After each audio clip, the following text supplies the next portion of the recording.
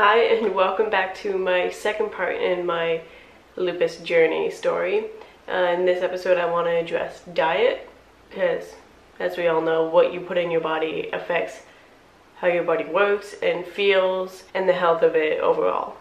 I just turned 20 this year, and before I actually got sick and had to kind of like address what I was eating and the effect it was actually having on my body, I didn't quite think or really was ever concerned about what I was eating and what it could potentially be doing to my body. I would say I'm a sugarholic. I really enjoy my sugar, and I always have, my mom called me a juice monster as a kid. I just always had that craving for really sugary things. Lupus is a disease that's all about inflammation around the whole body, and sadly sugar is a very big part in why we have all this inflammation. So it's become a very big transition going from a very starchy and carb and sugar-based diet to now having to eat more ketogenically, which is the more suggested diet for people with any kind of inflammatory problems, because it is based on a lot of foods that are anti-inflammatory and that have either no sugar or very little and as little carbs as possible. I've had to do a lot of research and learn all these different things about food that I had never been taught before, so I just didn't know. Like, the greener the fruit or the vegetable is, the more nutritious it actually is and the better it is for you. So comparing eating dark kale or eating a banana is very white, and the whiter the fruit is, the more sugar it actually has in it. Even though it's natural sugar, it still is sugar. Or as well, finding out that all my life I was taught that butter is bad and you shouldn't put that on a lot of things, but yet butter is actually a good fat. Like avocados, people are very into eating avocados now, and just the same, butter is actually a good natural fat. So having toast, if you want to have toast, make sure you put butter on it, because it's actually counterbalancing and helping with the carbs you are intaking. A lot of people don't understand how bad the carbs we eat actually are and how much we really are intaking that's not natural and is not really made for our body. Something that's been made for years is bread. What people don't realize is bread in the digestive system turns into sugar. So if you're eating a lot of toast every day that has jam on it, you can do that every now and then, but if you're doing it every day, you are eating sugar with sugar on top of it, because jam has lots of sugar in it, and the bread in your digestive system will turn into sugar. Sadly, a lot of this people just don't know about. If your parents don't know about it, or we're not being taught in school, then we're just going by what we see is done and think that that's what we should do, when we really need to start educating the younger generations and even the older ones who don't know a lot about what they're eating and their diet and what it's doing to their body and how it can be contributing actually to their illness or a problem they may have. So I want to show you what I kind of eat in an average day. I have lupus and non-alcoholic fatty liver disease, so I have to be kind of more careful about the sugar and carbs intake I'm actually having. So let's get on with what I eat in a day. Okay, so first thing I do, like most people when I get up in the morning, I go straight for coffee.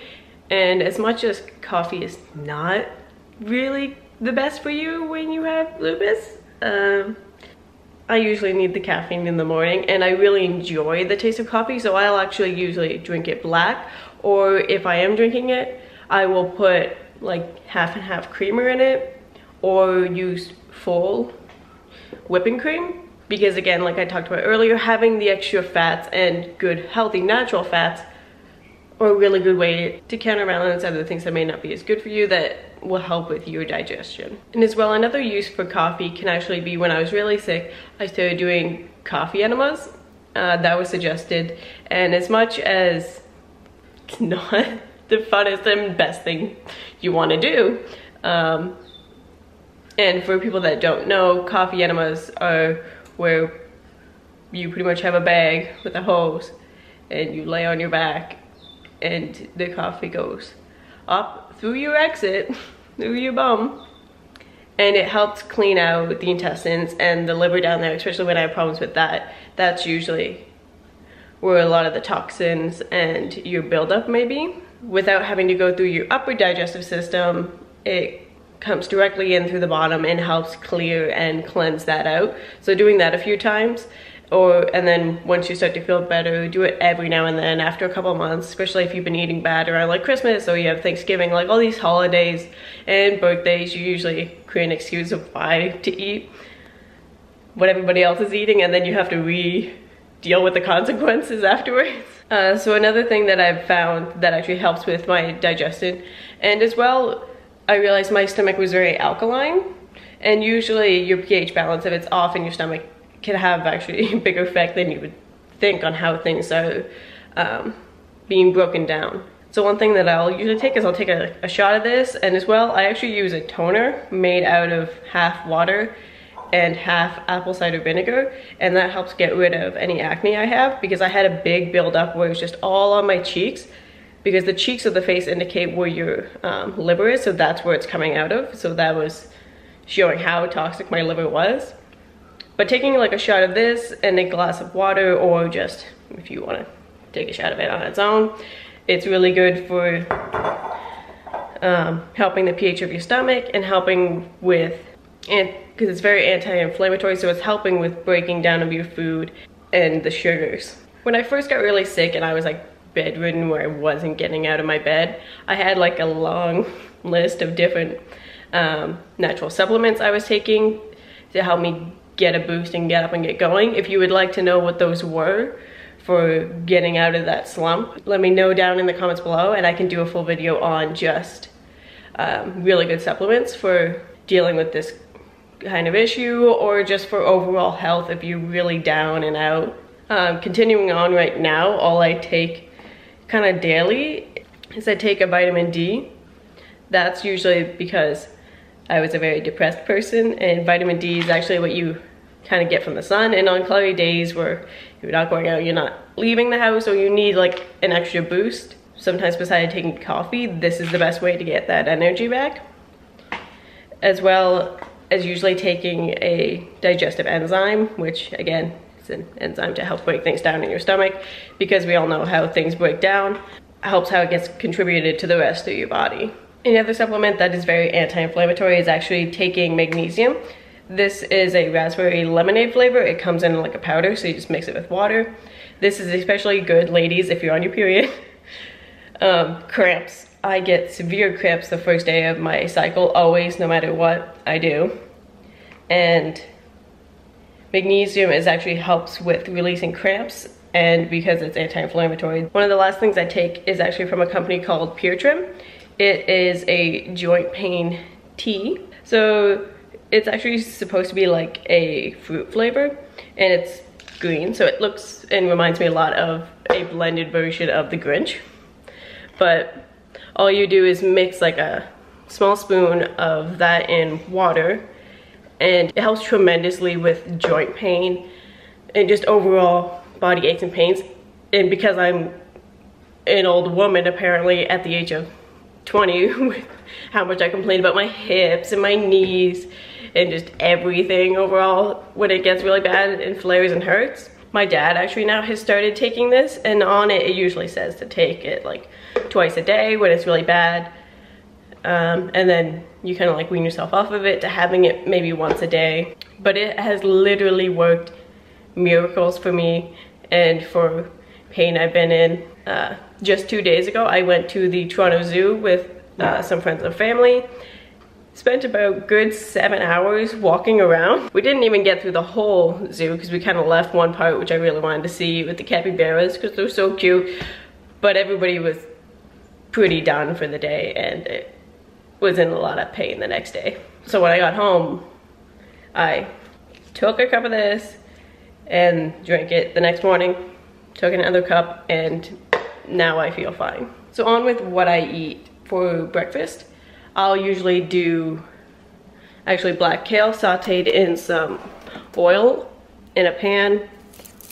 Sometimes I do eggs. I'm actually not the biggest fan of eggs, so I'll usually do my black kale, and then I add salt, usually garlic and onion powder to the top of it. And then I'll be putting in like radishes as well. And as much as I try to avoid a lot of fruits, I find that eating fruits in the morning actually makes me have a nicer start to my day and makes me a bit happier.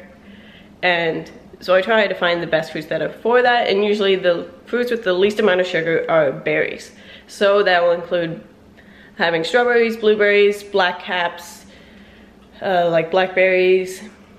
And then as another fruit, I'll also have like mangoes, or as the season kind of goes on, you try different things like plums. I really love peaches, but they do have a lot of sugar in them, so I try to have them not as often. I'll have pineapple.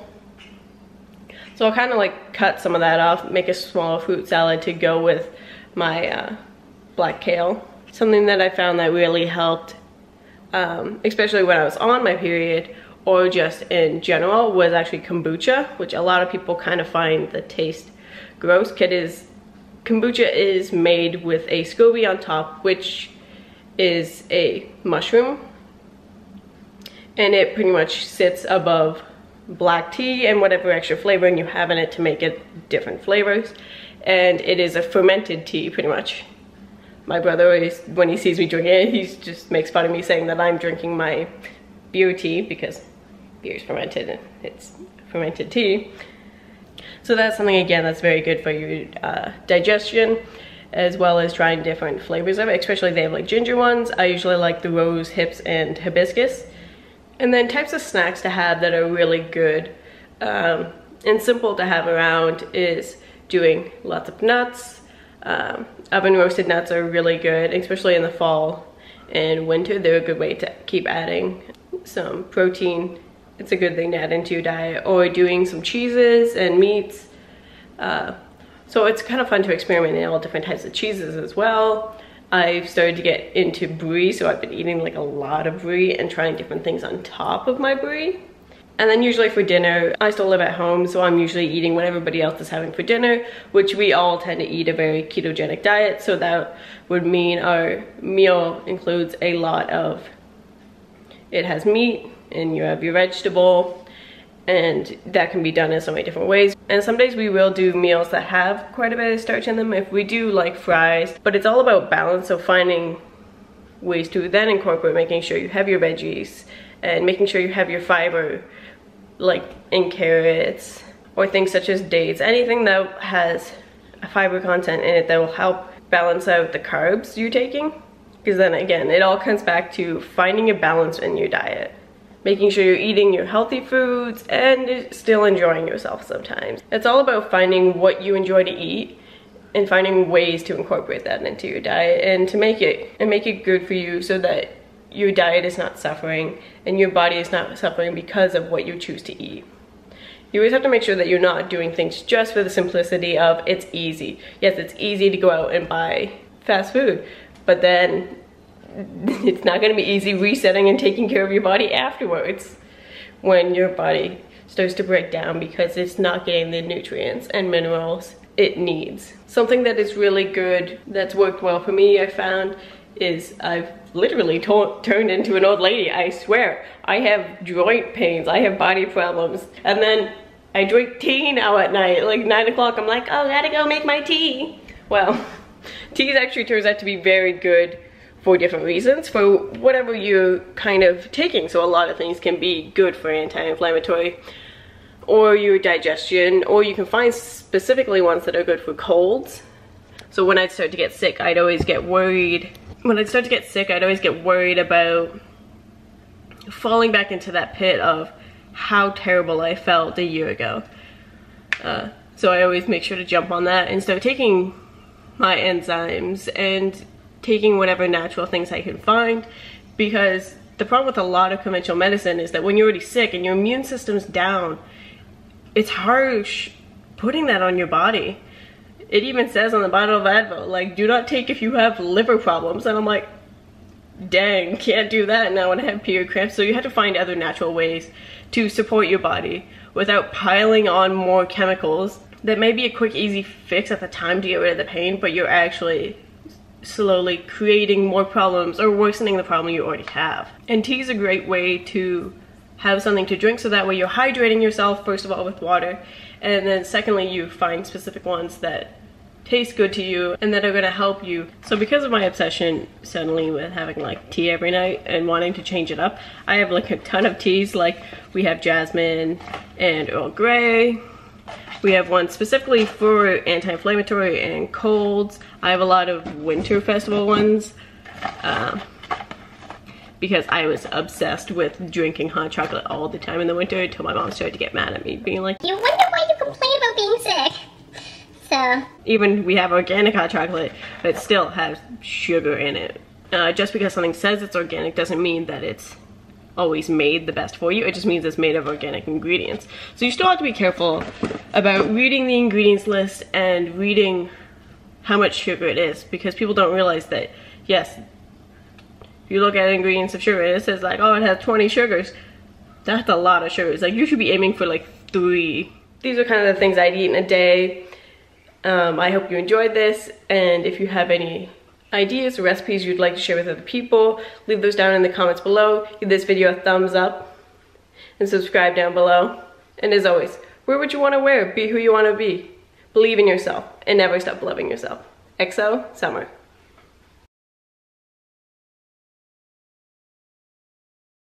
When I don't know what to eat, I tend to either turn to Google or Pinterest. I'm on Pinterest way too much. But Pinterest is usually like where you find all the creative keto foods and recipes that people have made. Like, if you want to make mac and cheese, how to make it with cauliflower, how to make cauliflower pizza crust, and there's lots of great ideas. You just have to find them, find what you're interested in, and simply try making it.